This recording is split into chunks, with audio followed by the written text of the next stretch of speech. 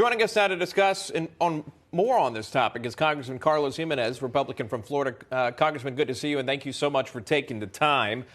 To set this up is how important this topic is. The CDC reporting that fentanyl is the leading cause of death for those aged 18 to 45, and it could be 100 times more potent than morphine. So the question is, how did this become partisan? I don't know why it became partisan, because I guess it's because most of it is coming through the southern border, and the Democrats and Joe Biden administration has chosen to ignore what's happening at the southern border. His policies have created this crisis. Look, fentanyl kills more people in that age range than COVID, than auto crashes and suicides. And so it's a huge problem, killing thousands and thousands of Americans, this year, last year, and next year, because, the Biden administration refuses to solve the problem at the, at the border. And look, we know what we've caught in fentanyl, what we've actually caught could kill every single American 7 times over.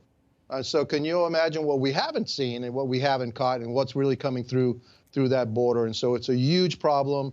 It's almost an act of war that the cartels are really waging on the U.S. Remember, we only lost 3,000 people during 9/11, and now we're killing tens of thousands of Americans with this fentanyl overdoses. Congressional leaders brought that up earlier in just stressing how important it is. In fact, the National Institute on Drug Abuse says this: last year, 75% of cocaine overdoses were with mixed use with fentanyl. So fentanyl, how it's destroying that population, it's being laced within cocaine use. Fellow Florida Congresswoman Kat Cammack blasting the left on this one, accusing them of ignoring this opioid epidemic. Here's that.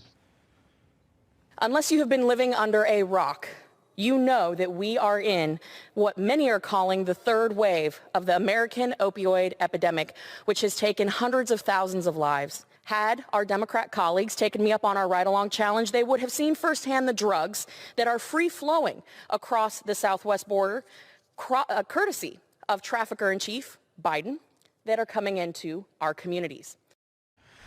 Harsh words there. Cammack's criticism coming after the House blocked a bill that would stem the flow of fentanyl coming into this country. Do you still see hope for that bill? Are there going to be changes to it? What's next?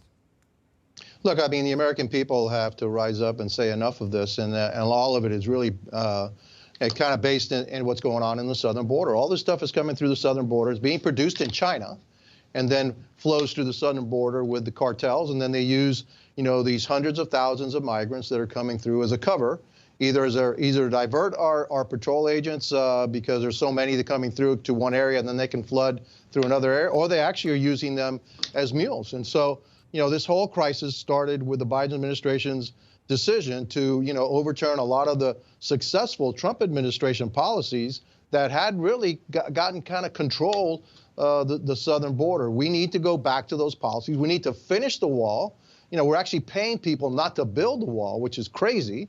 We need to get more Border Patrol agents down there. We need newer technology, and then also these policies that remain in Mexico, et cetera. Those have to be reinstituted, and we really need to start focusing in on this huge problem, which is fentanyl, which is killing, as Kat said, tens of thousands, if not hundreds of thousands of Americans. And it's going under the radar because it's one here, one there, all across the country. But when you add them all up, it's a huge number and a huge problem, and we need to take care of it.